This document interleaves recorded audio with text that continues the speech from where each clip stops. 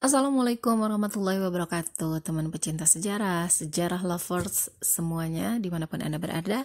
Alhamdulillah hari ini bertemu lagi kita, saya Anissa Amisani, di program Baca Sirah Nabawiyah. Insya Allah hari ini kita akan membahas atau membaca sesuatu yang luar biasa, yang mungkin cukup panjang, tetapi ini adalah catatan kemenangan yang luar biasa, yaitu penaklukan kota Mekah.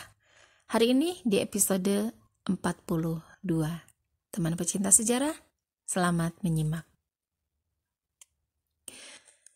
Foto Mekah ini terjadi pada bulan Ramadan tahun ke-8 Hijriah.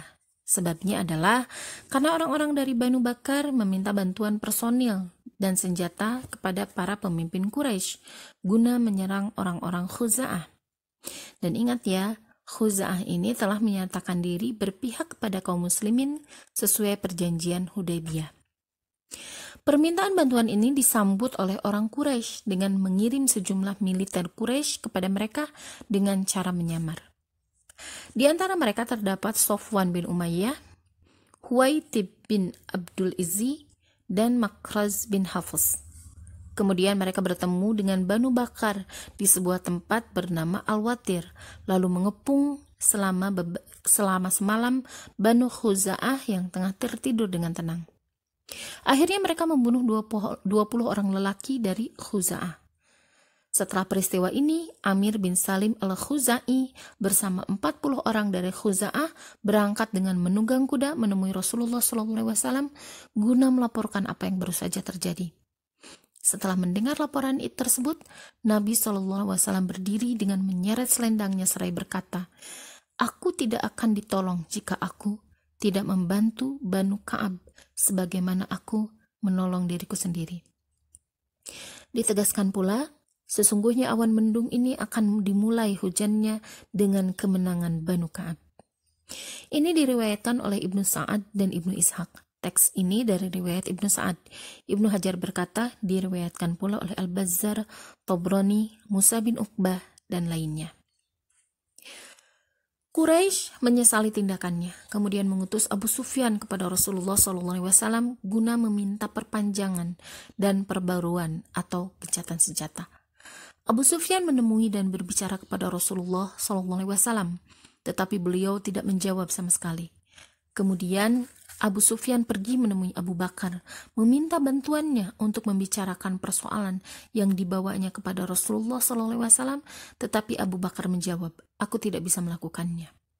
Ia lalu pergi menemui Umar bin Khattab untuk tujuan yang sama.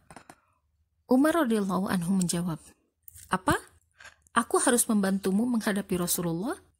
Demi Allah, sekiranya aku tahu engkau berbuat kesalahan walaupun sebuteri pasir, tentu engkau kuperangi." Akhirnya Abu Sufyan kembali ke Mekah tanpa membawa hasil apa-apa. Sementara itu Rasulullah SAW telah melakukan persiapan secara diam-diam seraya berdoa, "Ya Allah, tutuplah mata-mata Quraisy agar mereka tidak melihatku kecuali secara tiba-tiba." Setelah Nabi SAW mengumpulkan pasukan, Hatib bin Abi Balta'ah mengirim surat kepada Quraisy yang isinya memperingatkan mereka dari ancaman serangan kaum muslimin.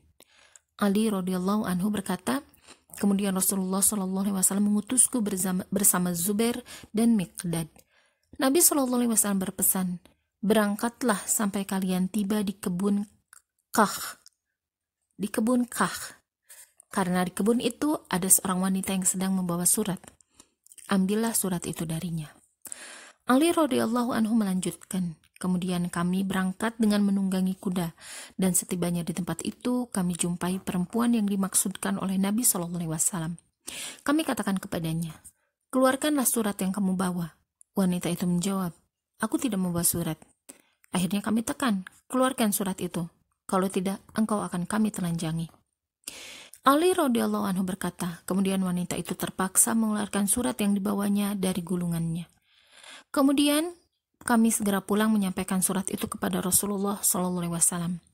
Ternyata surat itu dari Hatib bin Abi Balta'ah kepada kaum musyrikin yang mengabarkan sebagian rencana yang hendak dilakukan oleh Nabi SAW.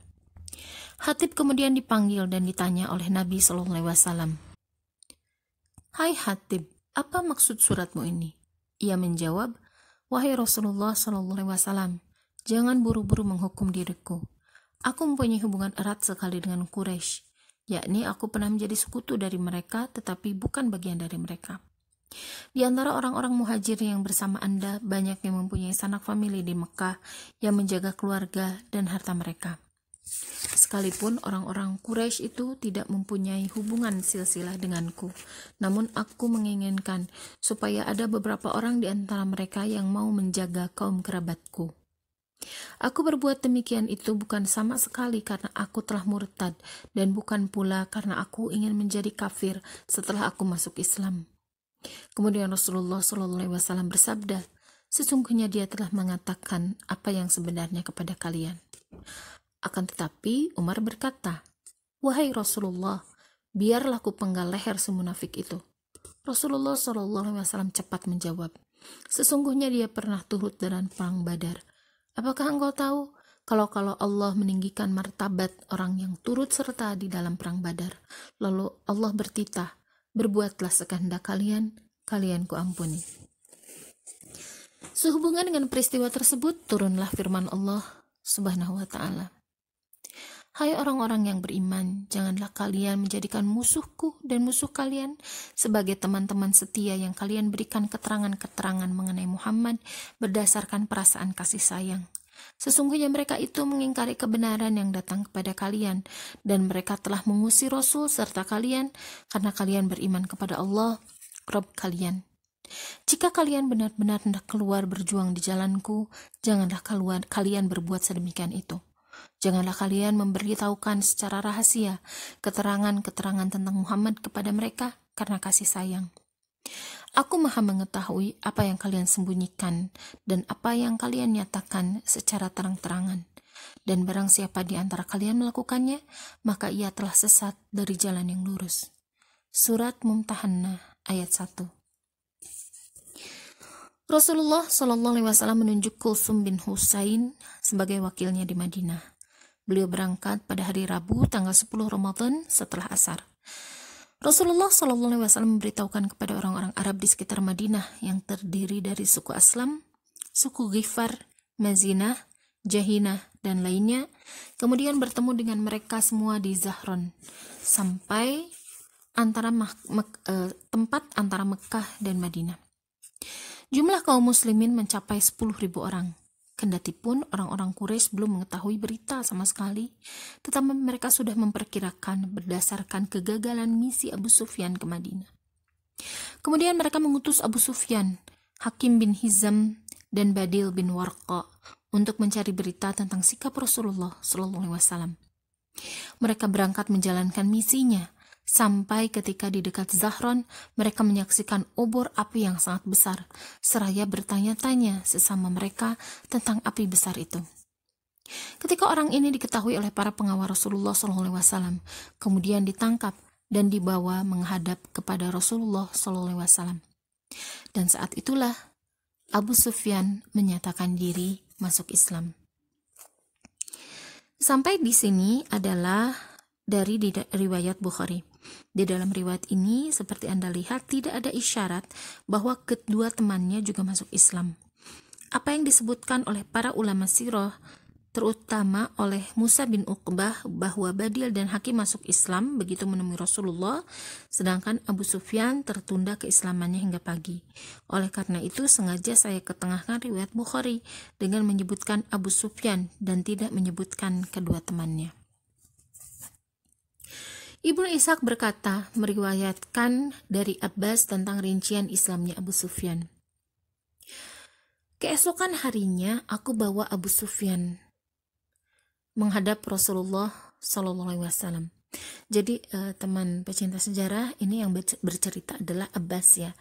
Abbas bin Abdul Muthalib, pamannya Rasulullah SAW.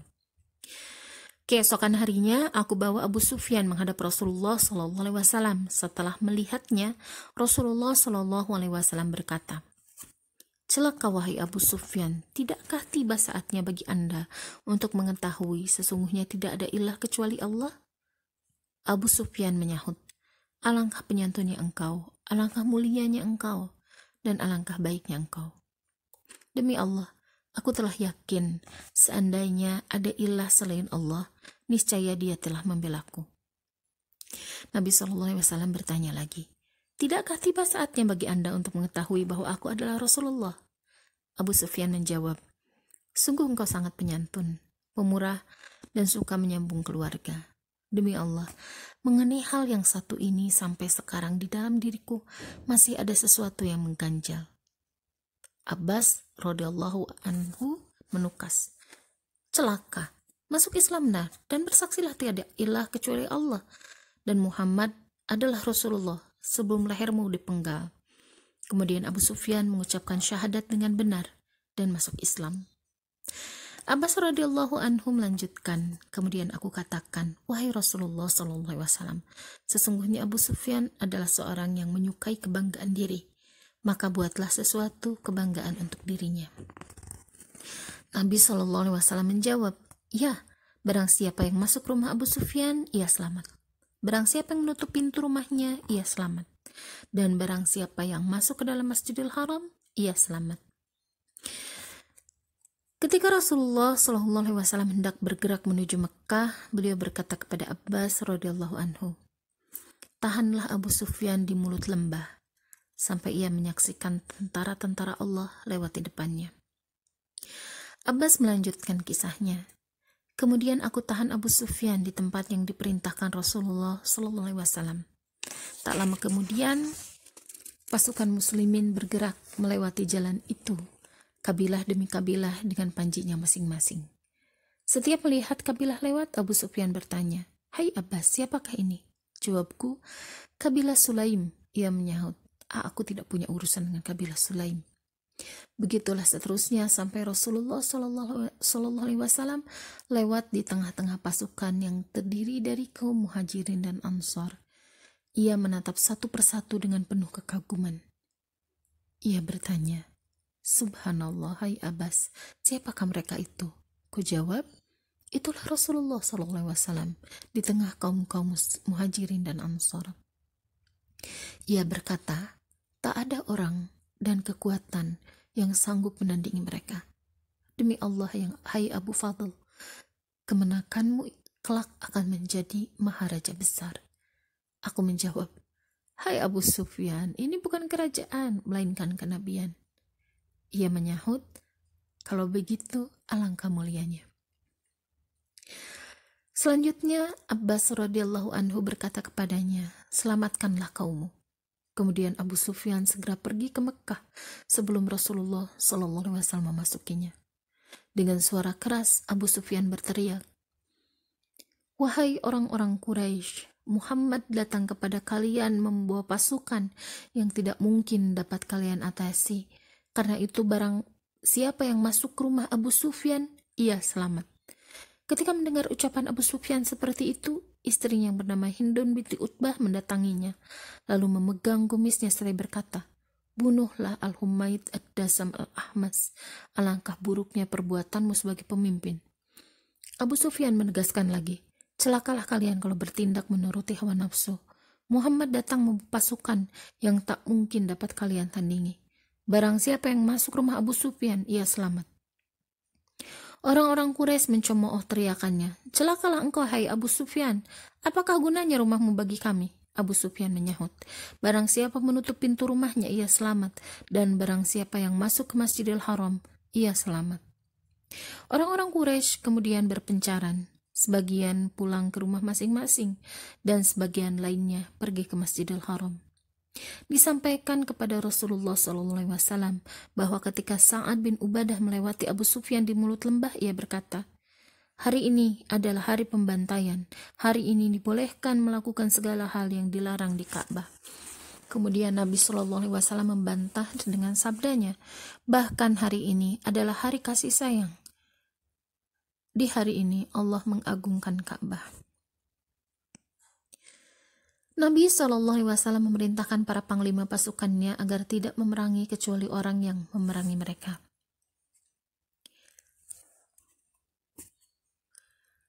Dan 6 orang lelaki serta 4 wanita.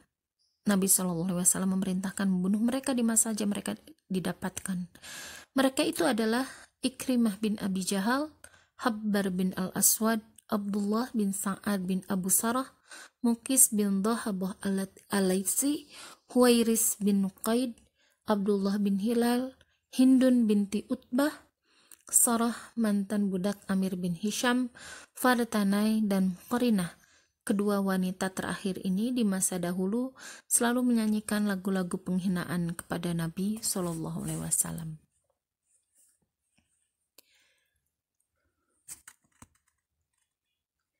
Diriwayatkan oleh Ibnu Sa'ad dan Ibnu Ishaq. Ibnu Hajar berkata, saya telah menghimpun nama-nama ke-6 orang lelaki dan ke-4 wanita tersebut dari berbagai riwayat.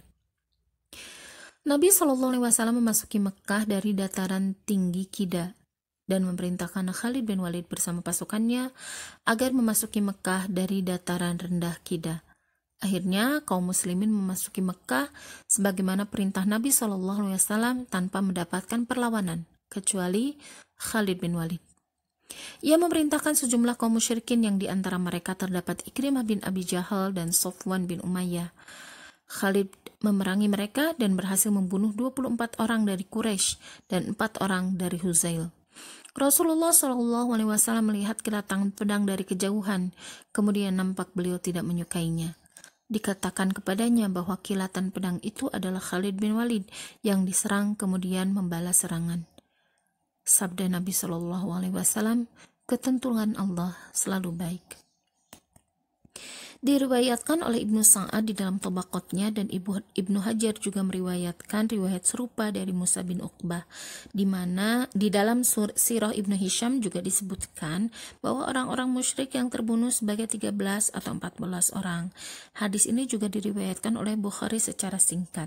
Lihat Fathul Bari 8-8-9.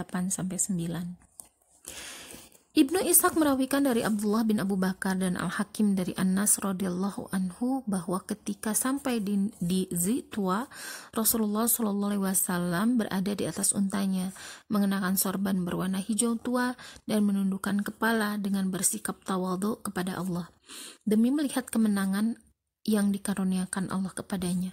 Beliau duduk membongkok sampai janggut beliau hampir menyentuh punggung untanya. Bukhari meriwayatkan dari Muawiyah bin Qurrah radhiyallahu anhu, ia berkata, aku pernah mendengar Abdullah bin Mughaffal berkata, aku melihat Rasulullah SAW pada waktu Fathu Mekah berada di atas untanya seraya membaca surat Al-Fath berulang-ulang dengan bacaan yang merdu sekali. Sabda beliau, seandainya orang-orang tidak berkerumun di sekitarku, niscaya aku akan membacanya berulang-ulang. Nabi SAW memasuki Mekah langsung menuju Ka'bah. Di sekitar Ka'bah masih terdapat 360 berhala. Kemudian Nabi SAW menghancurkannya satu persatu dengan sebuah pentungan di tangannya seraya mengucapkan, kebenaran telah tiba dan lenyaplah kebatilan. Kebenaran telah tiba dan kebatilan tak akan kembali lagi. Di dalam Ka'bah juga terdapat beberapa berhala, sehingga Nabi SAW enggan memasukinya sebelum berhala-berhala itu dihancurkan. Kemudian berhala-berhala itu dikeluarkan. Di antaranya terdapat patung Ibrahim dan Ismail, di kedua tangannya memegang azlam atau anak panah untuk berjudi. Sabda Nabi SAW, celakalah mereka, sesungguhnya mereka tahu bahwa keduanya, Ibrahim dan Ismail alaihissalam, tidak pernah berjudi sama sekali. Setelah itu Nabi SAW masuk ke dalam Ka'bah dan bertakbir di sudut-sudut Ka'bah, kemudian keluar dan tidak melakukan salat di dalamnya. Nabi SAW memerintahkan Utsman bin Talha, termasuk pemegang kunci Ka'bah, agar memberikan kunci kepada beliau. Dengan kunci tersebut Nabi SAW membuka Ka'bah, kemudian masuk ke dalamnya. Setelah keluar, Nabi SAW memanggil Utsman bin Talha dan mengembalikan kunci tersebut kepadanya seraya berkata, terimalah kunci ini untuk selamanya. Sebenarnya bukan aku yang menyerahkan kepada kalian, tetapi Allah yang menyerahkannya kepada kalian. Sesungguhnya tidak seorang pun akan mencabutnya hak memegang kunci Ka'bah kecuali orang yang zalim. Dengan ucapan ini, beliau mengisyaratkan kepada firman Allah, sesungguhnya Allah memerintahkan kalian agar menyampaikan amanat-amanat itu kepada para ahlinya.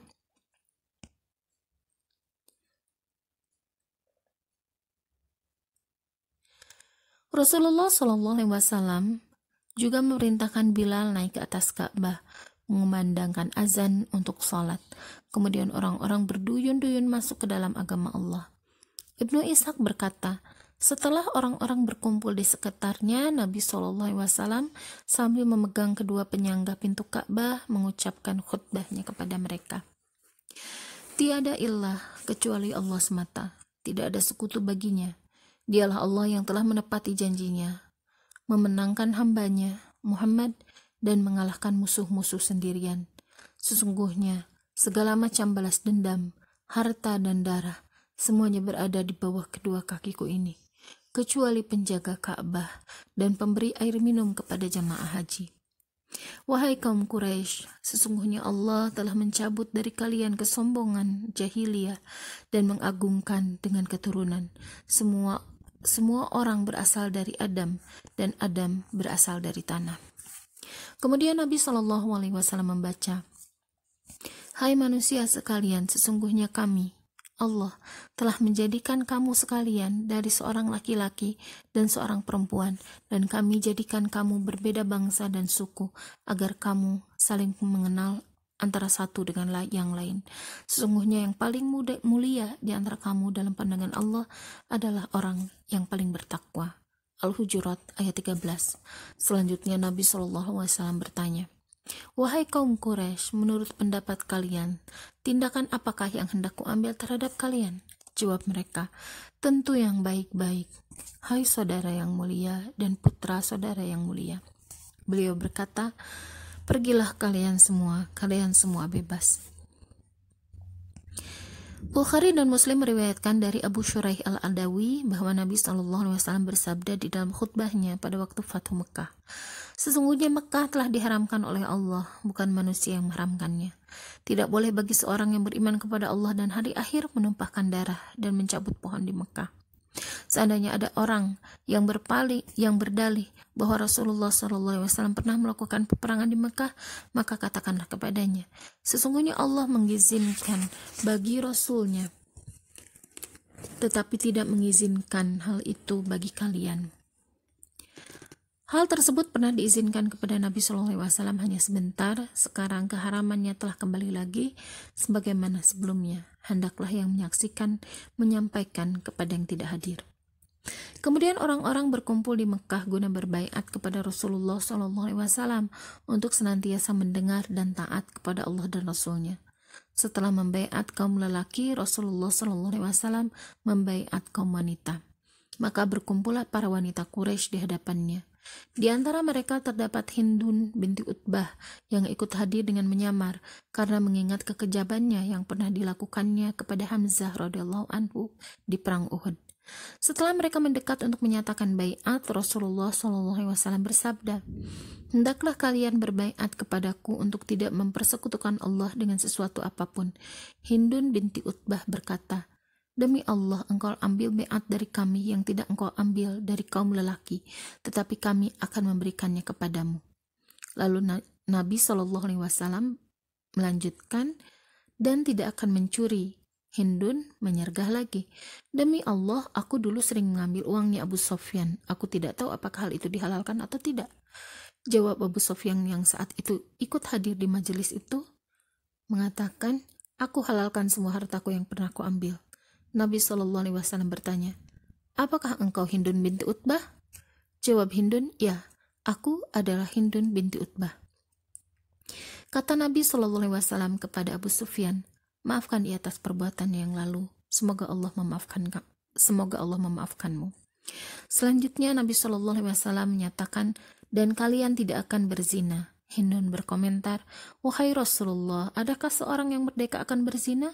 Kemudian Nabi SAW melanjutkan, dan kalian tidak akan membunuh anak-anak kalian. Hindun menukas, kami pelihara putra-putri kami di waktu kecil, tetapi setelah besar engkau bunuh di Badar, dan kamu mengetahui mereka.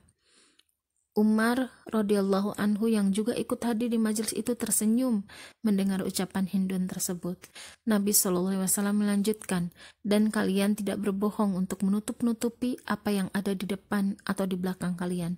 Hindun berkata, demi Allah, berbohong adalah perbuatan yang sangat buruk dan melebihi batas itu serupa. Kemudian Rasulullah SAW berkata kepada Umar, baiatlah wanita-wanita yang telah dimintakan amnesti kepada Rasulullah SAW. Lalu Umar pun membaiat mereka. Dalam pembaiatan ini Rasulullah SAW tidak berjabat tangan ataupun menyentuh wanita kecuali wanita yang telah dihalalkan Allah kepadanya. Bukhari meriwayatkan dari Aisyah, ia berkata, adalah Nabi SAW membaiat kaum wanita secara lisan saja dengan ayat ini, tidak menyekutukan Allah dengan sesuatu pun.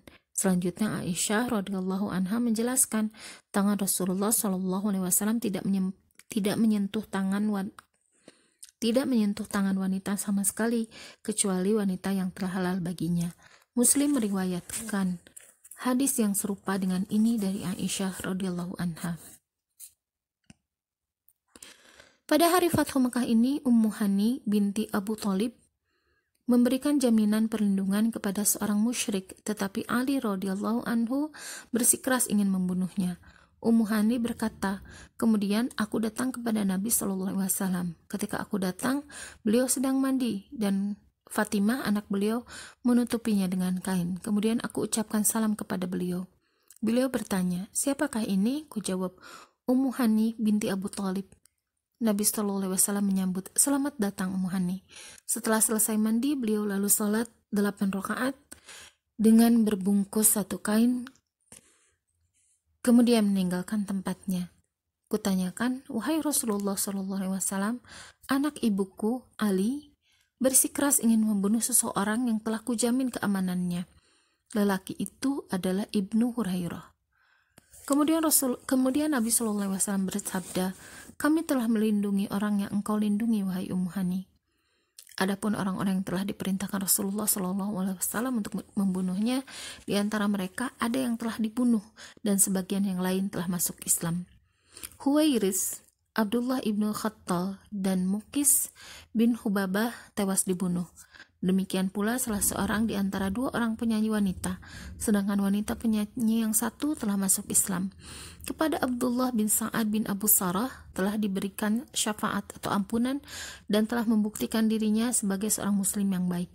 Demikian pula kepada Ikrimah, Hubar, dan Hindun binti Utbah. Ibnu Hisham meriwayatkan bahwa Fadalah bin Umair al-Laisi bermaksud ingin membunuh Nabi SAW. Di sini ada catatan kakinya sebentar. Kisah ini disebutkan oleh Ibnu Hisham di dalam sirahnya dan dikemukakan oleh Ibnu Qayyim di dalam Zadul Ma'ad. Tetapi saya tidak menemukan biografi Fadalah ini di dalam Al-Isobah ataupun di dalam Al-Istiab.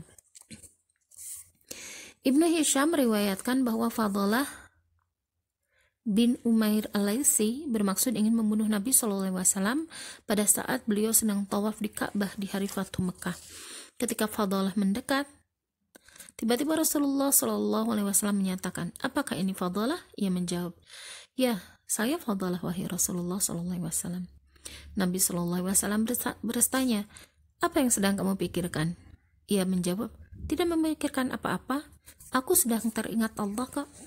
Sambil tersenyum Rasulullah SAW bersabda, mohonlah ampun kepada Allah. Kemudian Nabi SAW meletakkan tangannya di atas dadanya, sehingga hatinya menjadi tenang. Fadalah berkata, begitu beliau melepaskan tangan dari dadaku, aku merasa tak seorang pun yang lebih aku cintai daripada beliau. Kemudian Fadalah kembali ke rumahnya melewati seorang yang pernah dicintainya. Wanita itu memanggil dan mengajaknya bicara, tetapi kemudian dari mulut Fadalah keluar untayan bait-bait ini. Dia berkata, marilah kita ngobrol. Tidak, jawabku, Allah dan Islam telah melarangku. Aku baru saja melihat Muhammad di hari penaklukan, hari yang dihancurkannya semua berhala.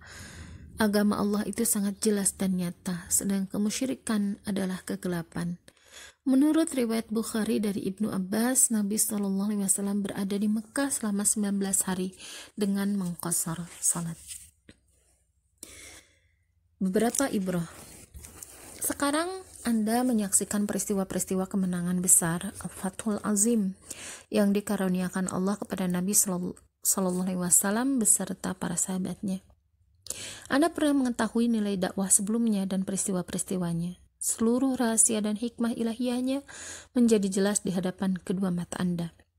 Sekarang, setelah Anda membaca kisah Fathu Mekah, Anda dapat mengetahui nilai hijrah dari Mekah sebelumnya.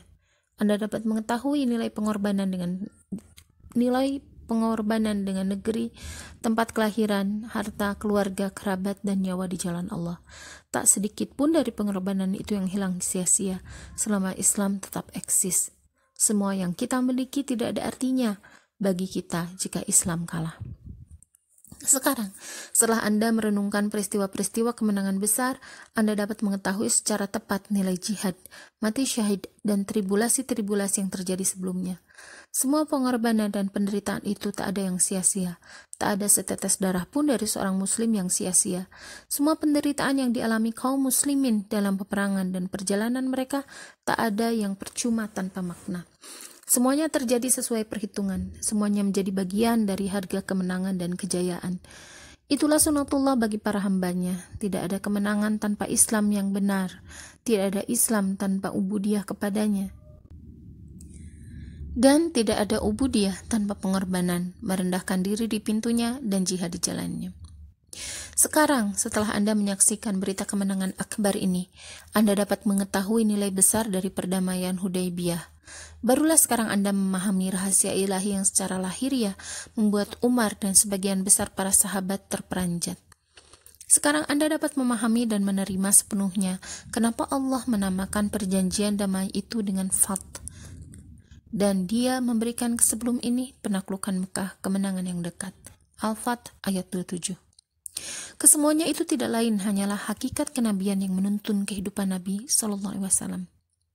Ingatkah Anda ketika Nabi Shallallahu Alaihi Wasallam keluar dari Mekah dengan cara bersembunyi, melewati bukit dan menembus padang Sahara, berhijrah menuju Yathrib?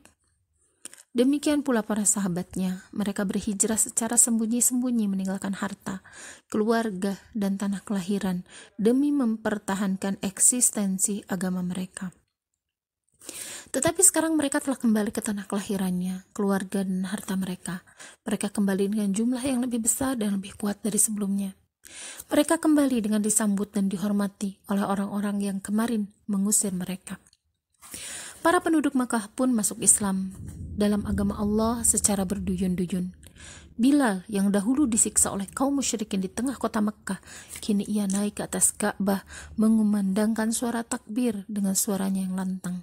Suara yang dahulu menjerit, Ahad, Ahad, Ahad, di bawah himpitan batu besar itu, kini berkumandang lantang di atas Ka'bah mengucapkan, La ilaha illallah, Muhammad Rasulullah, sementara semua orang tunduk khusyuk mendengarkannya.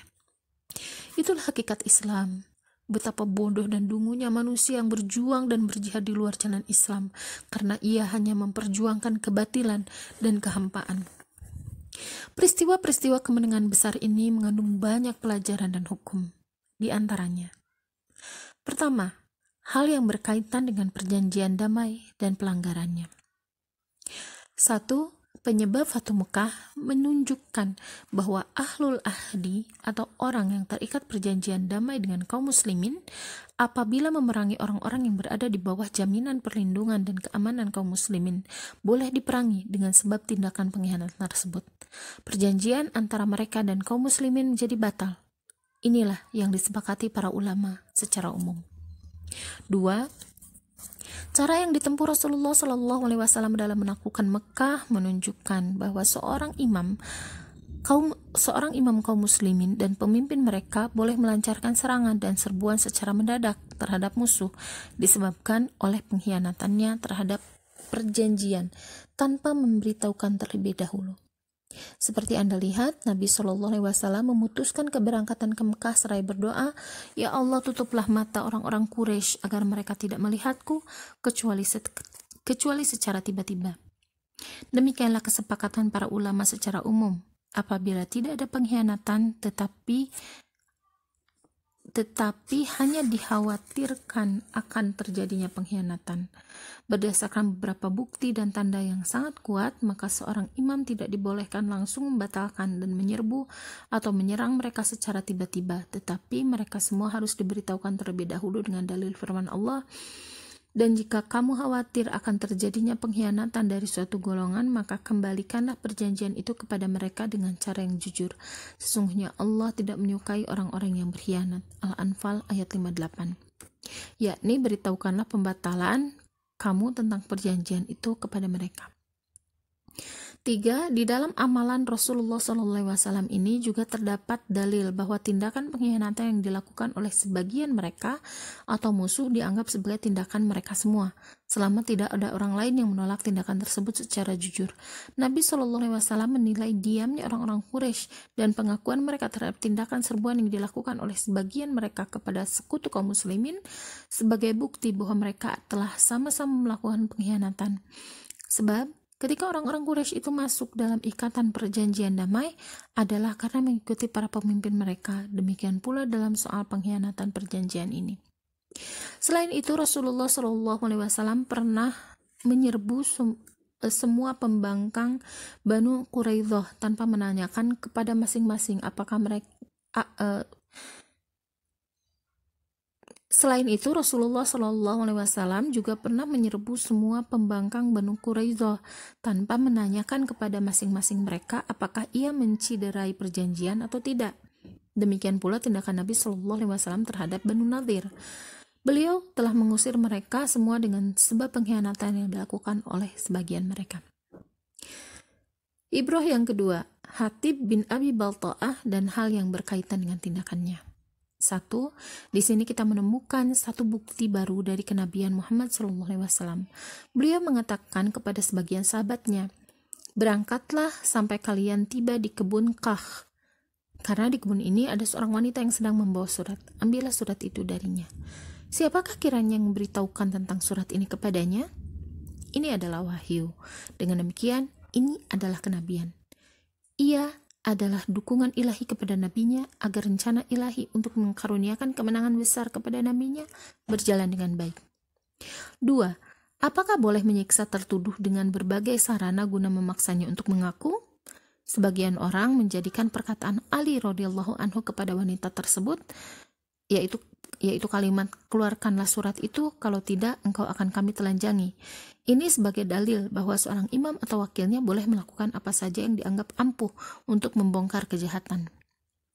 Selain itu, mereka juga berdalil dengan suatu riwayat yang mengatakan bahwa orang-orang Yahudi pernah menyembunyikan harta Huyai bin Akhtab di perang Khaybar. Kemudian Nabi SAW berkata kepada paman Huyai, apa yang dilakukan oleh Huyai terhadap karung kulit yang dibawanya dari Bani Nadir? Ia menjawab, habis dipakai biaya hidup dan peperangan. Nabi SAW berkata, masa terjadinya peperangan sampai sekarang belum begitu lama, sedangkan harta itu sangat banyak. Akhirnya Rasulullah SAW menyerahkannya kepada Zubair. Kemudian Zubair menyiksanya dan barulah ia mengaku, aku pernah melihat Huyai menimbunnya dengan puing di sini. Setelah dicari ternyata karung berisi harta itu ada di bawah timbunan uang tersebut. Sebagian pengkaji di masa sekarang menisbatkan pendapat seperti ini kepada Imam Malik. Pendapat yang benar-benar menurut semua imam yang 4 dan jumhur ulama. Tidak dibolehkan menyiksa tertuduh yang belum terbukti kejahatannya dengan bukti-bukti yang sah dan cukup demi mendapatkan pengakuannya. Orang yang tertuduh tetap bebas selama belum terbukti kesalahannya atau praduga tak bersalah. Berita tentang wanita yang membawa surat Hatib ke Mekah dan ancaman Ali radhiyallahu anhu kepadanya itu tidak dapat dijadikan sebagai dalil bagi pendapat mereka tersebut di atas karena 2 sebab. Pertama, wanita itu bukan sekedar tertuduh, tetapi telah terbukti secara pasti dengan pemberitahuan manusia yang paling jujur, Muhammad SAW. Pemberitahuan Nabi SAW ini lebih kuat dari bukti pengakuan wanita itu sendiri. Karena itu, hal ini tidak dapat dikiaskan dengan orang yang tertuduh dengan berbagai tuduhan yang belum pasti dari orang-orang yang tidak maksum. Begitu pula dengan masalah paman Huyai bin Akhtab. Kedua, melucuti pakaian untuk mencari surat tidak dapat disamakan dengan penyiksaan atau pemenjaraan. Perbedaan antara keduanya sangat besar. Surat itu sebenarnya sudah pasti dibawa oleh wanita tersebut, namun tidak ada jalan untuk mendapatkannya kecuali dengan melucuti pakaiannya. Oleh karena itu, tindakan tersebut atau mengancam melucuti pakaian dapat dibenarkan, bahkan wajib dilakukan demi melaksanakan perintah Rasulullah SAW untuk mengambil surat.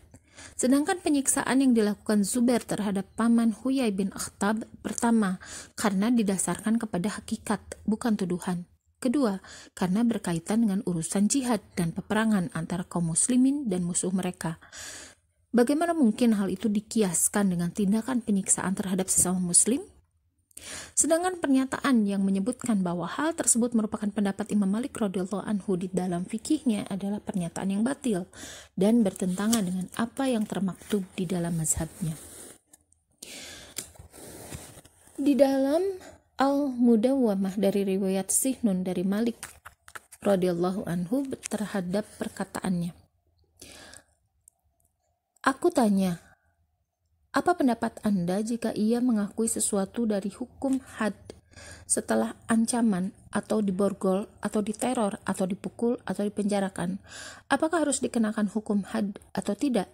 Ia berkata, Malik menjawab, barang siapa memberikan pengakuan setelah diancam, maka ia tidak boleh dikenakan hukuman.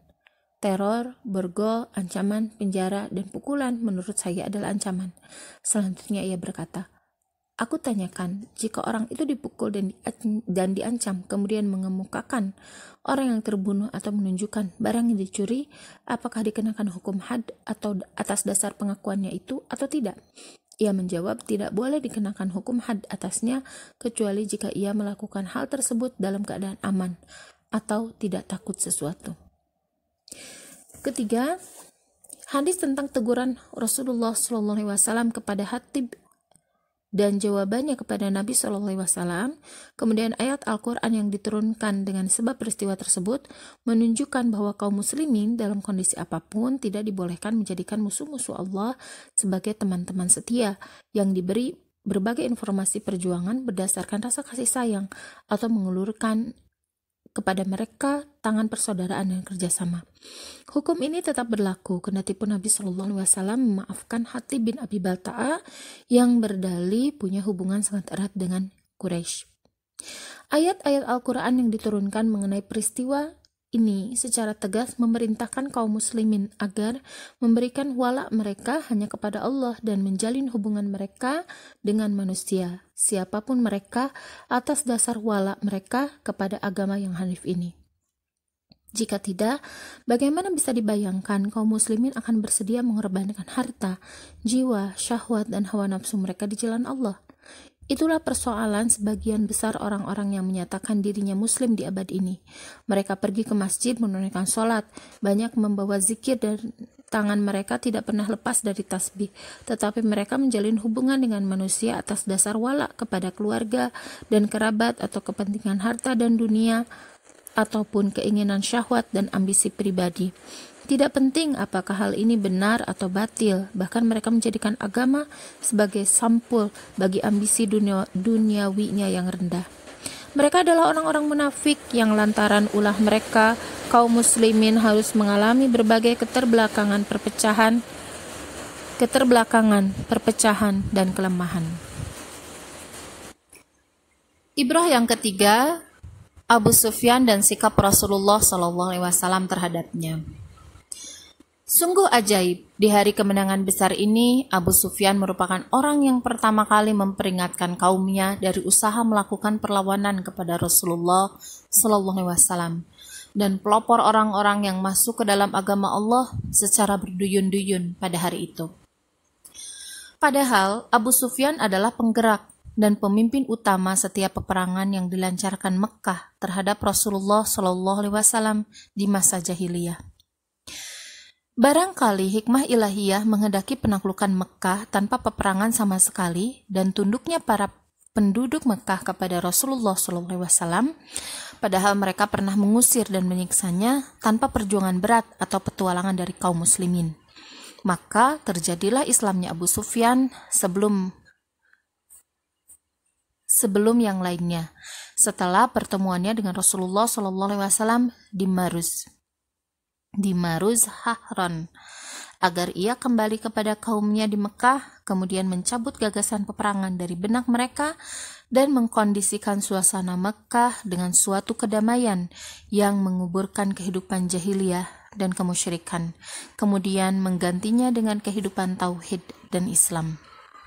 Di antara bentuk pendahuluan untuk hal di atas adalah pernyataan Rasulullah SAW, barang siapa yang masuk ke dalam rumah Abu Sufyan, ia selamat. Pernyataan ini dikeluarkan oleh Rasulullah SAW setelah Abu Sufyan menyatakan diri masuk Islam, di samping untuk mengikat hatinya kepada Islam dan meneguhkannya.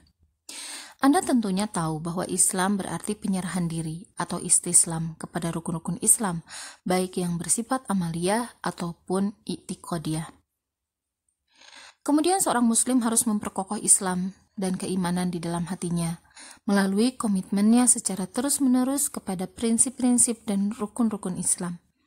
Di antara faktor-faktor yang akan memotivasi seseorang yang tetap komitmen ialah penjinakan yang dilakukan kaum muslimin terhadap hatinya dengan berbagai sarana dan cara yang dibolehkan, sampai akar-akar keimanan di hatinya menjadi kuat dan keislamannya pun mantap, tak mudah dihempas oleh badai kehidupan.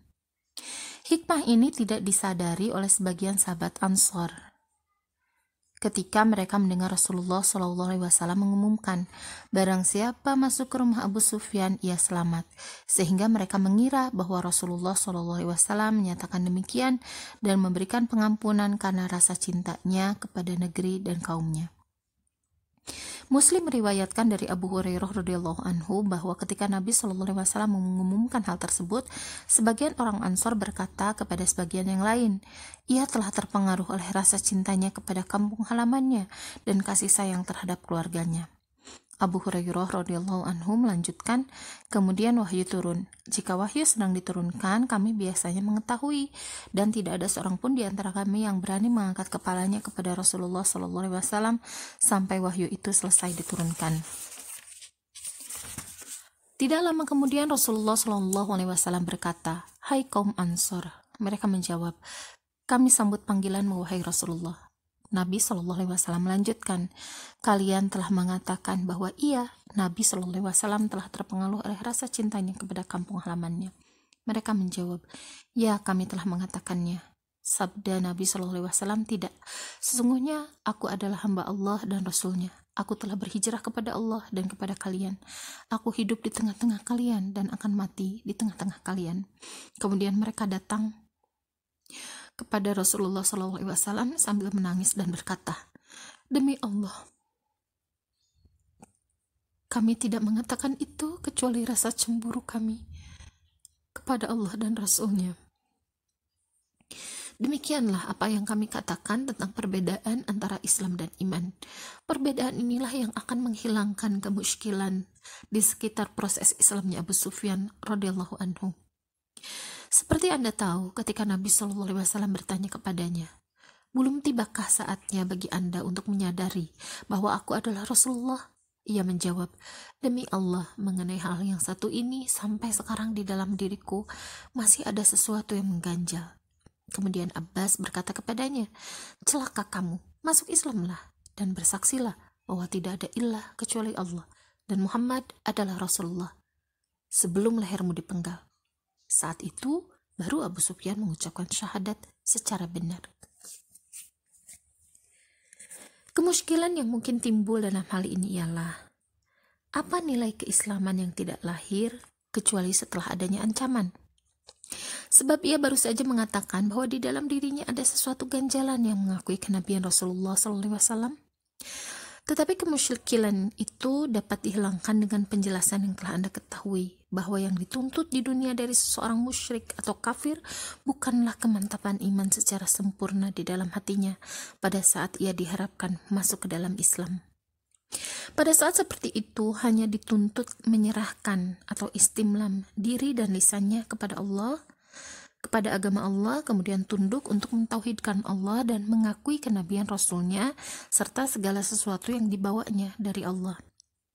Adapun keislamannya, adapun keimanannya, maka ia akan tumbuh setelah itu seiring dengan kesinambungan komitmennya kepada Islam.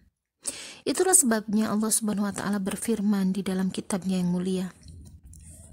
Orang-orang Badui itu berkata, "Kami telah beriman." Katakanlah kepada mereka, "Kamu belum beriman." Tetapi katakanlah, "Kami telah tunduk." Karena iman itu belum masuk ke dalam hatimu. Quran Surat Al-Hujurat ayat 14. Oleh sebab itu pula, pada saat peperangan, seorang muslim tidak boleh menganggap Islamnya salah seorang di antara orang kafir di tengah pertempuran sebagai sekadar takut dari pedang atau ingin mendapatkan rampasan atau menampakkan sesuatu yang tidak diyakininya, betapapun tanda-tanda yang membuktikannya. Sebab yang dituntut darinya bukan langsung membersihkan apa yang ada di dalam hatinya, tetapi memperbaiki atau islah apa yang nampak. Oleh sebab itu Allah menegur tindakan sebagian sahabat Rasulullah yang membunuh seseorang yang telah menyatakan keislamannya dalam suatu pertempuran karena keislamannya itu dinilai sekedar takut dari pedang. Hai orang-orang yang beriman, apabila kamu pergi berperang di jalan Allah, maka telitilah dan janganlah kamu mengatakan kepada orang yang mengucapkan salam kepadamu, "Kamu bukan seorang mukmin," lalu kamu membunuhnya dengan maksud mencari harta benda kehidupan dunia. Karena di sisi Allah ada harta yang banyak. Begitu jugalah keadaan kamu dahulu. Lalu Allah menganugerahkan nikmatnya atas kamu. Maka telitilah. Sesungguhnya Allah Maha mengetahui apa yang kamu kerjakan. Surat An-Nisa ayat 94. Perhatikanlah bagian Allah mengingatkan mereka tentang keadaan mereka dahulu ketika masuk Islam. Kebanyakan mereka pada waktu itu seperti orang yang keislamannya tidak mereka akui sekarang. Kemudian Allah mengaruniakan nikmatnya kepada mereka sehingga keislaman mereka menjadi baik dan bersih, seiring dengan pengamalannya yang terus-menerus terhadap hukum-hukum Islam. Di antara kebijaksanaan Rasulullah SAW setelah Abu Sufyan menyatakan keislamannya ialah memerintahkan Abbas supaya membawanya ke mulut lembah tempat lewatnya tentara-tentara Allah, agar dia menyaksikan dengan kedua matanya bagaimana besarnya kekuatan Islam dan orang-orang yang dahulu berhijrah dari Mekah sebagai orang-orang tertindas. Di samping, agar pelajaran ini menjadi penguat pertama bagi keislamannya dan peneguh bagi akidahnya. Maka Abu Sufyan pun menyaksikan parade militer, pasukan demi pasukan dengan penuh ketakjuban, sehingga ia beberapa kali menoleh kepada Abbas radhiyallahu anhu seraya berkata, sebagai orang yang masih dipengaruhi oleh sisa-sisa pemikiran jahiliyah, "Kemenakanmu kelak akan menjadi maharaja besar." Kemudian Abbas menyadarkannya dari sisa-sisa kelalaiannya terdahulu seraya berkata, "Wahai Abu Sufyan, itu bukan kerajaan, melainkan kenabian." Kerajaan apakah yang ia maksud? Ia pernah menampik kerajaan, harta kekayaan, dan kedudukan ketika semua itu kalian tawarkan kepadanya di Mekah dahulu. Padahal ketika itu ia tengah mengalami penderitaan dan penyiksaan dari kalian. Tidakkah kalian memaksanya berhijrah dari negerinya hanya karena ia menukar kerajaan yang kalian tawarkan kepadanya dengan kenabian yang diserukannya agar kalian mengimaninya? Sesungguhnya ia adalah kenabian. Itulah ungkapan yang dikehendaki oleh hikmah ilahiyah melalui lisan Abbas radhiyallahu anhu, sehingga menjadi jawaban abadi sampai hari kiamat atas setiap orang yang menuduh dakwah Nabi Shallallahu Alaihi Wasallam sebagai dakwah yang ingin merebut kekuasaan atau menginginkan kerajaan atau ingin menghidupkan nasionalisme. Ungkapan ini menjadi tema utama bagi kehidupan Rasulullah SAW dari awal sampai akhir kehidupannya. Setiap saksi berbicara bahwa beliau diutus hanyalah untuk menyampaikan risalah Allah kepada umat manusia, bukan untuk menjadikan kerajaan bagi dirinya sendiri di muka bumi. Hikmah yang keempat atau ibroh yang keempat, renungan tentang cara Rasulullah SAW memasuki Mekah. 1. Telah kita ketahui dalam riwayat Bukhari dari Abdullah bin Mughaffal bahwa ketika memasuki Makkah, Rasulullah SAW membaca surat Al-Fat berulang-ulang dengan suara yang merdu sekali. Ia menunjukkan, seperti Anda simak, bahwa Nabi SAW saat memasuki kota Makkah dengan tengah hanyut dalam suasana syuhud ma'allah, khusyuk mengingat akan karunia Allah, bukan dengan kecongkakan dan kesombongan. Gambaran ini diperjelas lagi oleh riwayat Ibnu Ishaq bahwa ketika sampai di Dzi Tuwa, Nabi SAW menundukkan kepalanya karena tawadhu kepada Allah ketika melihat kemenangan yang dikaruniakan Allah kepadanya, sampai janggutnya hampir menyentuh punggung untanya. Ini berarti Rasulullah SAW saat itu tengah tenggelam dalam suasana ubudiyah sepenuhnya kepada Allah, karena menyaksikan hasil dari pelaksanaan perintah Robnya dan buah dari semua penderitaan yang pernah dialaminya dari kaumnya. Sesungguhnya ini adalah saat-saat yang harus dipenuhi dengan sikap syukur kepada Allah semata.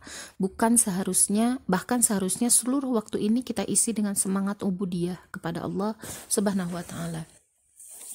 Demikianlah seharusnya seluruh keadaan kaum muslimin, ubudiyah secara mutlak kepada Allah dalam keadaan susah dan gembira, dalam suasana kemenangan dan kekalahan, dalam kondisi lemah dan kuat. Kaum muslimin tidak boleh merendahkan diri di hadapan Allah hanya pada waktu sulit dan musibah saja, sehingga ketika semua kesulitan itu telah sirna, mereka dimabuk kegembiraan sampai melupakan ajaran-ajaran Allah. Seolah-olah mereka tidak pernah berdoa dengan khusyuk kepada Allah, meminta agar mereka dibebaskan dari kesulitan yang membelitnya. 2.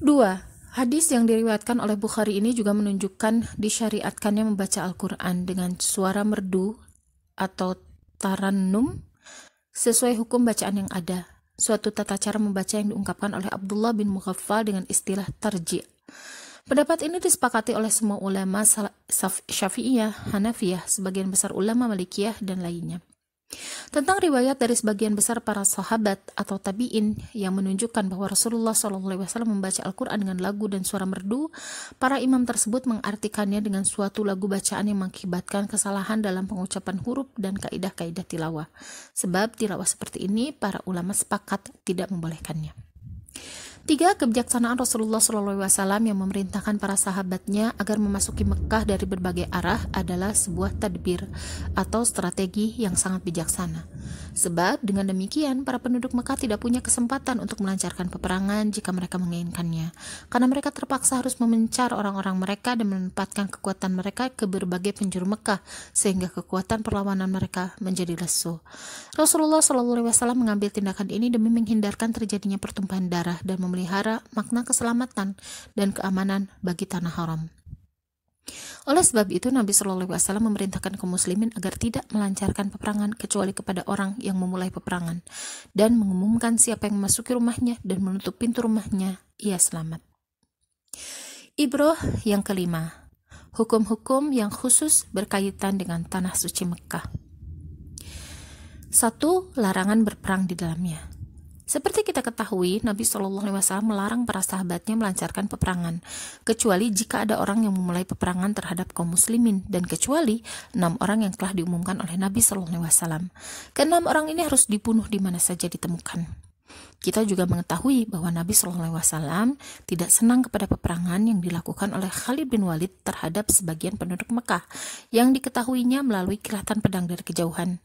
Setelah diberitahukan kepada beliau bahwa Khalid bin Walid diserang terlebih dahulu, kemudian mengadakan perlawanan, maka beliau bersabda, ketentuan atau qada Allah itu baik. Selain dari yang dilakukan Khalid bin Walid ini, tidak terjadi peperangan lainnya di Mekah.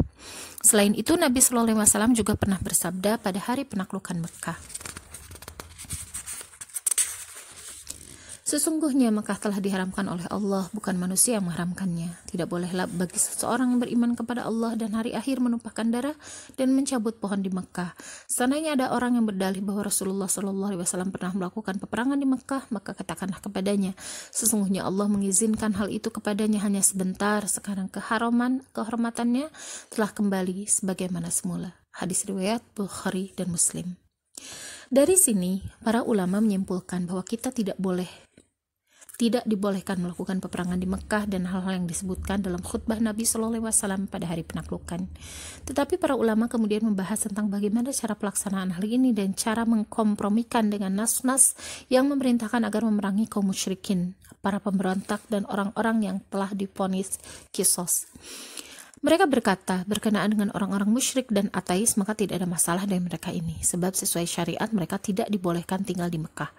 Bahkan sekedar masuk saja menurut Syafi'iyah dan kebanyakan ulama mujtahidin, mereka tidak dibolehkan. Berdasarkan firman Allah, sesungguhnya orang-orang musyrik itu najis, maka janganlah mereka mendekati Masjidil Haram sesudah tahun ini. Quran Surat At-Taubah ayat 28. Para penduduk Mekah diharuskan memerangi mereka sebelum mereka sampai dan masuk ke Mekah. Selain itu, Allah telah menjamin dan memelihara kehormatan Mekah dari adanya orang musyrik atau kafir yang tinggal di dalamnya. Ini merupakan salah satu bentuk kemukjizatan agama ini, karena hal tersebut terbukti kebenarannya sebagaimana tertera di dalam kitabnya dan melalui lisan nabinya. Sedangkan tentang para pemberontak dan orang-orang yang mengumumkan pembangkangan terhadap imam yang salih, maka jumhur fuqaha berpendapat bahwa mereka harus diperangi karena pembangkangan mereka apabila mereka tidak dapat disadarkan kecuali melalui peperangan. Sebab memerangi para pemberontak itu termasuk hak Allah yang tidak boleh diabaikan, terlebih lagi di dalam tanah haram. Imam Nawawi berkata, inilah pendapat yang dikutip dari jumhur. Pendapat ini benar dan dinyatakan oleh Syafi'i di dalam kitab Ikhtilaful Hadis. Syafi'i berkata, tentang zahir hadis-hadis yang melarang peperangan secara mutlak, termasuk peperangan para pemberontak, dapat dijawab atau dibantah, bahwa peperangan yang dimaksudkan ini adalah terhadap mereka yang menggunakan alat lainnya. Terhadap mereka dengan menggunakan alat seperti manjanik dan lainnya, apabila dapat diatasi dengan cara lainnya. Adapun jika orang-orang kafir bertahan di negeri lain, maka boleh diperangi dari segala penjuru dan dengan segala bentuk. Sebagian fuqaha berpendapat, para pemberontak tidak boleh diperangi, tetapi mereka harus didesak dan dipersulit di segala penjuru, sehingga mereka terpaksa harus keluar dari tanah suci atau kembali taat. Adapun mengenai pelaksanaan hukum had, Imam Malik dan Syafi'i berpendapat bahwa hukum had boleh dilaksanakan sekalipun di tanah haram Mekah. Berdasarkan hadis yang diriwayatkan oleh Bukhari bahwa Nabi Shallallahu Alaihi Wasallam bersabda, sesungguhnya tanah haram tidak melindungi orang yang berbuat maksiat dan orang yang lari dari tempat lain untuk berlindung di Makkah setelah membunuh atau melakukan pencurian. Abu Hanifah berpendapat, yaitu sebuah riwayat dari Ahmad bahwa ia aman selama berada di tanah haram, tetapi harus didesak dan dipersulit agar ia keluar darinya. Setelah keluar darinya, maka baru dilaksanakan hukum had atau kisos terhadapnya. Dalil mereka ini adalah keumuman sabda Nabi Shallallahu Alaihi Wasallam dalam khutbah pada hari penaklukan Mekah tersebut. Az-Zarkashi berkata, jadi, faktor kekhususan ini untuk tanah haram Mekah. Orang-orang kafir apabila berlindung di selain kota Mekah, maka mereka boleh diperangi dengan suatu peperangan yang umum dan menyeluruh dari segala penjuru dan dengan segala cara yang menjadi tuntutan kemaslahatan. Tetapi seandainya mereka berlindung di tanah Mekah, maka mereka tidak boleh diperangi dengan cara tersebut. Saya berkata, ini di samping Allah telah berjanji akan menjadikan tanah haram Mekah sebagai tempat yang aman bagi kaum muslim saja. Jika demikian realitasnya, lalu apa sebab dilakukan peperangan kalau bukan untuk melaksanakan hukum had dan memukul para pemberontak yang telah Allah ketahui hukum masing-masing dari keduanya. 2. Larangan berburu di dalamnya. Hal ini telah ditetapkan dengan ijma berdasarkan sabda Rasulullah SAW yang muttafaq alaih. Pepohonannya tidak boleh ditebang dan buruannya tidak boleh dikejar. Kalau mengejar saja tidak dibolehkan, apalagi membunuhnya. Jika seseorang menangkap buruannya, maka ia wajib melepaskannya, dan jika mati di tangannya, maka ia harus membayar diat seperti orang yang sedang ihram. Dikecualikan dari keumuman binatang yang tidak boleh dibunuh ini, 5 jenis binatang disebut dengan yang disebut dengan fawasik, yaitu burung gagak, burung elang, kalajengking, tikus, dan anjing liar. Para ulama mengkiaskan kepada 5 jenis binatang ini binatang-binatang lain yang punya sifat sama atau membahayakan, seperti ular dan binatang buas yang berbahaya. 3. Larangan menebang pepohonannya. Dalilnya adalah sabda Nabi Shallallahu Alaihi Wasallam di atas, yakni menebang pohon-pohon yang ditemukan Allah tanpa ditanam oleh manusia, selama pohon-pohon itu masih basah. Jadi tidak diharamkan menebang pohon yang ditanam oleh manusia, sebagaimana tidak diharamkannya menyembelih binatang ternak, menggembala binatang ternak di padang rumputnya, dan menebang pohon-pohon atau kayu-kayunya yang sudah kering. Az-Zarkashi meriwayatkan dari Abu Hanifah dan Ahmad larangan tentang menggembala ternak di tanah haram. Para jumhur mengecualikan dari keumuman tetumbuhan ini jenis tumbuhan jenis berbahaya, sebagaimana kias dengan 5 jenis binatang fawasik yang dikecualikan Nabi SAW di atas. Ini termasuk mengkhususkan nas dengan kias. 4. Wajib berihram pada waktu memasukinya. Barang siapa bermaksud masuk Mekah atau datang ke salah satu tempat di tanah haram, sebagaimana dikatakan oleh Imam Nawawi, dan ia termasuk orang yang sering mondar-mandir keluar masuk seperti para pedagang, pencari kayu dan pekerja, maka tidak dibolehkan memasukinya kecuali dengan berihram haji atau umrah. Para ulama berselisih pendapat apakah tuntutan ini bersifat wajib atau sunnah. Yang masyhur menurut 3 imam serta difatwakan di dalam Hanafiyah dan diriwayatkan dari Ibnu Abbas bahwa ia adalah wajib. Tetapi jumhur Syafi'iyah berpendapat sunnah. Sebab timbulnya perbedaan ini ialah ketika Nabi SAW masuk Mekah pada Fatu Mekah tidak dengan pakaian ihram, sebagaimana di riwayat yang dikeluarkan oleh Muslim dan lainnya, bahwa Nabi SAW memasuki Mekah pada hari penaklukannya dengan memakai sorban hitam dan tanpa ihram.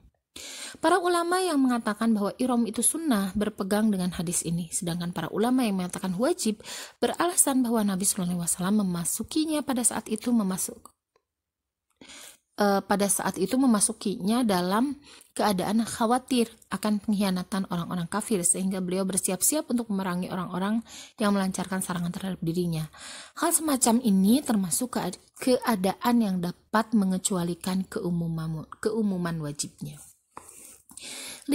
Haram mengizinkan non-muslim tinggal di dalamnya. Hukum ini telah kami jelaskan, berikut keterangan dalilnya pada pembahasan larangan berperang di dalamnya. 6. Renungan tentang apa yang dilakukan Nabi SAW di Ka'bah. A. Salat di dalam Ka'bah. Telah kami sebutkan hadis yang diriwayatkan oleh Bukhari dari Ibnu Abbas bahwa Nabi SAW tidak mau masuk Ka'bah kecuali setelah semua berhala dan lukisan Ibrahim dan Ismail dikeluarkan. Setelah semua berhala itu dikeluarkan, baru Nabi SAW memasukinya, kemudian takbir di seluruh penjurunya, tetapi tidak melakukan sholat. Muslim meriwayatkan dari Ibnu Umar radhiyallahu anhu bahwa Nabi SAW masuk Ka'bah bersama Usamah, Bilal, dan Utsman bin Thalhah al-Hijabi. Kemudian beliau menutup pintunya dan tinggal beberapa saat. Ibnu Umar berkata, kemudian aku tanyakan kepada Bilal setelah keluar, apa yang diperbuat Rasulullah SAW? Bilal menjelaskan, Nabi SAW membuat 2 tiang di sebelah kiri, 1 tiang di sebelah kanannya, dan 3 tiang di belakangnya. Pada waktu itu Ka'bah memiliki 6 tiang. Kemudian sholat. Bukhari juga meriwayatkan hadis yang hampir sama dengan riwayat ini dari Ibnu Umar.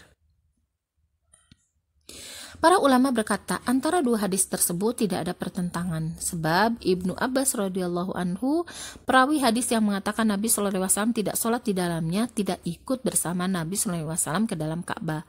Ibnu Abbas, seperti dikatakan oleh Ibnu Hajar, kadang-kadang meriwayatkan peniadaan sholat itu dari Usamah dan kadang-kadang dari saudaranya Al-Fadl.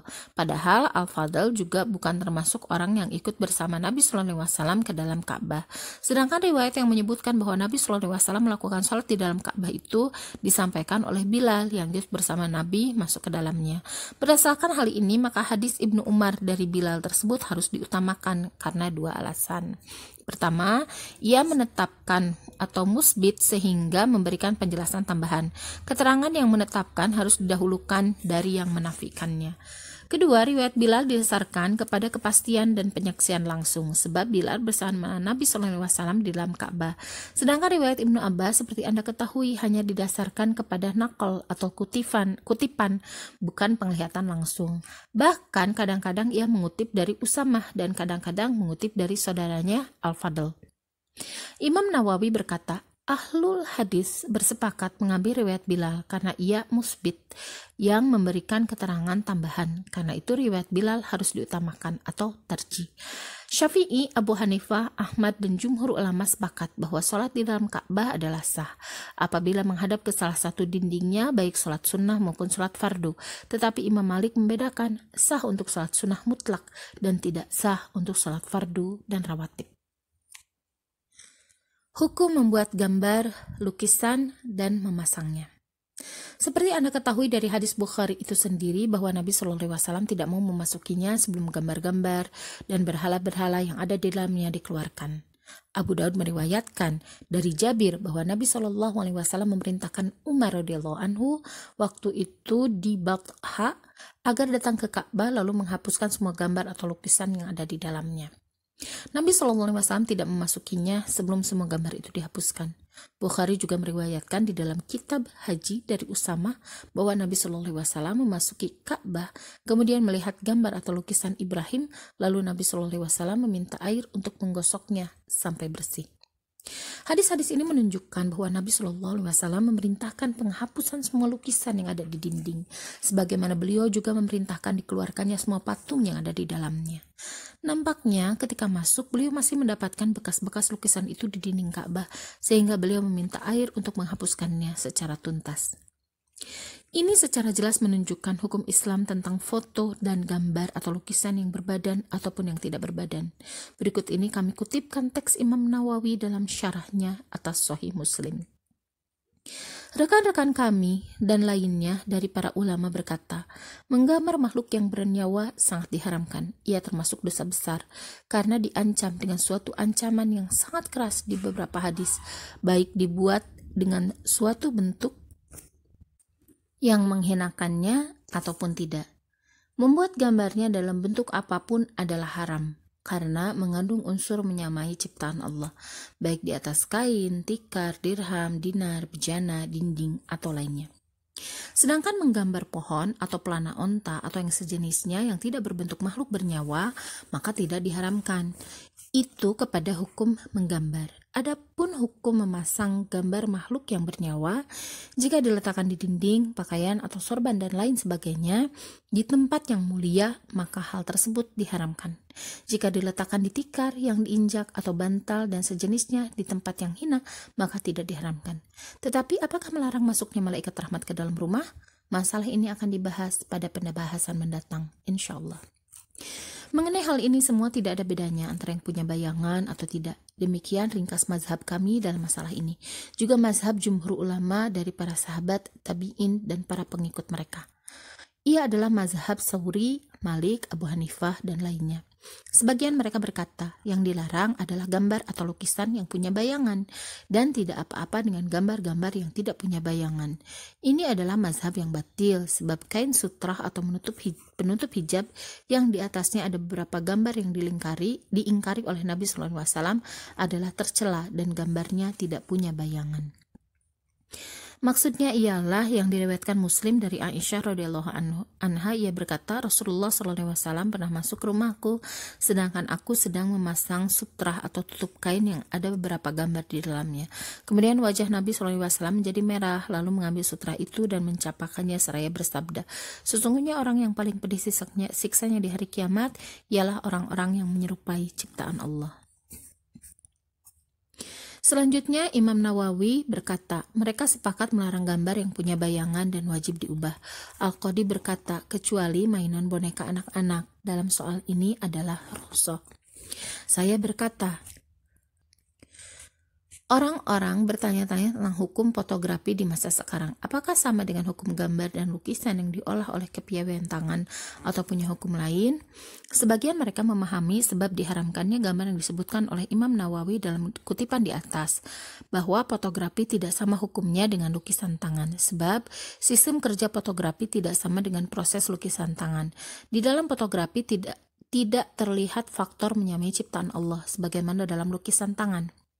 Dengan memencet alat tertentu di dalam kamera telah dapat menangkap bayangan di dalamnya. Suatu kerja yang sangat sederhana, bahkan bisa dilakukan oleh anak kecil sekalipun. Sebenarnya kita tidak perlu mencari-cari apa perbedaan antara semua bentuk gambar tersebut. Jika kita mau bersikap hati-hati dan memperhatikan lafaz hadis yang bersifat mutlak tersebut. Ini berkaitan dengan menggambar. Adapun tentang memasangnya, maka tidak ada perbedaan antara fotografi dan lainnya. Tetapi jenis gambar yang hendak diambil juga punya pengaruh bagi hukum menggambar atau melukis dan memasangnya. Jika yang digambar itu termasuk yang diharamkan, seperti gambar wanita dan sejenisnya, maka ia diharamkan. Jika termasuk hal yang sangat diperlukan demi kemaslahatan, maka mungkin ada rukhsah di dalamnya. Wallahu a'lam. Mungkin sebagian manusia modern heran, kenapa lukisan atau pahatan itu diharamkan dalam Islam? Padahal kedua hal ini anggap sebagai sendi kesenian terbesar di kalangan semua bangsa yang berperadaban di zaman modern ini. Keheranan mereka ini timbul karena mereka mengira Islam ini sama persis dengan peradaban barat sekarang, sehingga mereka tidak dapat menerima adanya perbedaan dalam bidang ini. Padahal Islam mengharamkan seni ini karena Islam punya landasan peradaban tersendiri yang berbeda sama sekali dari landasan-landasan peradaban lain atau barat yang dipaksakan kepada kita melalui jendela taklid buta, tidak ditawarkan kepada kita melalui jendela pengadilan intelektual yang bersih. Sebenarnya mereka menghujat Islam atas nama seni, padahal seni di dalam hukum Islam punya makna dan misi lain, tidak sebagaimana makna seni yang kita peroleh dari filsafat lain yang tidak berkaitan sama sekali dengan akidah kita. Pemegang kunci Ka'bah. Sesuai hadis yang telah kami sebutkan di atas bahwa Nabi Shallallahu Alaihi Wasallam mengembalikan kunci Ka'bah kepada Uthman bin Thalhah seraya berkata, terimalah kunci ini untuk selamanya, sesungguhnya tidak ada seorang pun akan mencabutnya dari kalian, yakni Banu Abdiddar dan Banu Syaibah, kecuali seorang yang zalim. Pada umumnya, ulama berpendapat tidak boleh seseorang mencabut hak memegang kunci Ka'bah dan pengurusannya dari mereka hingga hari kiamat. Imam Nawawi berkata, mengutip perkataan Al-Qadiyat, hak itu telah diberikan oleh Rasulullah SAW kepada mereka dan akan tetap berlaku terus sepanjang masa sampai kepada anak turunan mereka. Hak itu tidak boleh dirampas atau dikurangi dari mereka selama mereka tetap ada dan layak untuk itu. Saya berkata, sampai sekarang hak itu masih tetap berada di tangan mereka sebagaimana wasiat Nabi SAW. Penghancuran berhala. Ini merupakan pemandangan indah dari pertolongan Allah dan dukungan yang sangat agung kepada Rasul-Nya. Nabi SAW menghancurkan tuhan-tuhan palsu di sekitar Ka'bah dengan tongkatnya seraya berkata, telah datang kebenaran dan lenyapnya kebatilan. Telah datang kebenaran dan tidak akan ada lagi kebatilan. Ibnu Ishaq dan lainnya meriwayatkan bahwa setiap berhala diremukkan bagian bawahnya, kemudian ditegakkan di tanah. Lalu Nabi SAW memukulnya dengan tongkat, menghancurkan mukanya dan menjungkalkannya ke tanah. Berhala-berhala itu dihancurkan oleh Nabi SAW sebagaimana tiran Quraisy dihancurkan dan dihinakan oleh Allah, sehingga seluruh Mekah tunduk kepada agama yang dibawa Nabi SAW. Keenam, renungan tentang pidato Nabi SAW pada hari penaklukan. Mekah, negeri yang pernah ditinggalkan Nabi SAW selama 8 tahun, sekarang telah tunduk kepadanya dan beriman kepada risalah dan petunjuknya. Mereka yang pernah mengusir dan menyiksanya, kini berhimpun di sekitarnya dengan penuh khusyuk dan penantian. Apakah kiranya yang akan diucapkannya pada hari ini? Pertama, beliau harus memulainya dengan membacakan puji kepada Allah yang telah menolong, mendukung, dan menepati janji kepadanya. Demikianlah beliau membuka khutbahnya. Tiada ilah kecuali Allah semata, tiada sekutu baginya. Dia telah menepati janjinya, membela hambanya dan mengalahkan musuh-musuhnya sendirian. Kemudian beliau harus mengumumkan di hadapan Quraisy dan seluruh umat manusia tentang masyarakat baru dan syiarnya yang tertuang dalam firman-Nya. Hai manusia, sesungguhnya kami menciptakan kamu dari seorang lelaki dan seorang perempuan dan menjadikan kamu berbangsa-bangsa dan bersuku-suku supaya saling mengenal. Sesungguhnya orang yang paling mulia di antara kamu di sisi Allah ialah orang yang paling bertakwa di antara kamu. Al-Hujurat ayat 13. Dengan demikian, semua sisa tradisi dan ajaran jahiliyah seperti kebanggaan terhadap nenek moyang dan kabilah harus dikuburkan di bawah telapak kaki kaum muslimin. Semua manusia berasal dari Adam dan Adam berasal dari tanah. Sejak itulah jahiliyah Quraisy telah dikuburkan bersama dengan seluruh tradisi dan ajarannya yang busuk di kuburan masa lalu. Quraisy harus mencuci sisa-sisa dakinya untuk bergabung dan berjalan bersama-sama dengan kafilah baru. Mereka tidak lama lagi akan memasuki singgasana pusat peradaban yang memancarkan kebahagiaan ke seluruh penjuru dunia dan bagian semua umat manusia. Demikianlah, pada detik-detik itu sisa-sisa kehidupan jahiliyah telah dikuburkan dan Quraisy pun berbaiat kepada Rasulullah SAW menyatakan sumpah setianya untuk membela Islam. Tidak ada keutamaan orang Arab atas orang Ajam kecuali dengan takwa. Tidak ada kebanggaan kecuali kebanggaan terhadap Islam dan komitmen kepada aturan-aturannya. Atas dasar baiat inilah Allah menyerahkan kendali dunia kepada mereka. Tapi aneh bin ajaib, bangkai busuk yang telah tertimbun semenjak 14 abad yang lampau itu kini hendak dibongkar lagi oleh orang-orang tertentu. Ketujuh, baiat kaum wanita dan hukum-hukum yang berkaitan dengannya. Di antaranya, pertama, kaum wanita ikut serta atas dasar persamaan sepenuhnya bersama kaum lelaki dalam semua tanggung jawab yang harus dipikul oleh setiap muslim. Oleh sebab itu, seorang khalifah atau penguasa muslim harus mengambil dari kaum wanita baiat untuk bekerja menegakkan masyarakat Islam dengan segala sarana yang dibenarkan, sebagaimana ia telah mengambil baiat yang sama dari kaum lelaki. Tidak ada perbedaan dalam masalah ini. Oleh sebab itu, kaum wanita berkewajiban mempelajari urusan agamanya sebagaimana kaum lelaki. Mereka harus menempuh segala sarana yang mempersenjatai diri dengan senjata ilmu, kesadaran, dan kewaspadaan terhadap segala tipu daya musuh-musuh Islam yang senantiasa membuat makar jahat, sehingga mereka dapat menunaikan baiat yang telah dilakukannya. Namun, kaum wanita tidak akan dapat melaksanakan hal ini jika mereka tidak mengetahui hakikat agamanya dan tidak memahami permainan tipu daya musuh-musuh Islam yang ada di sekitarnya.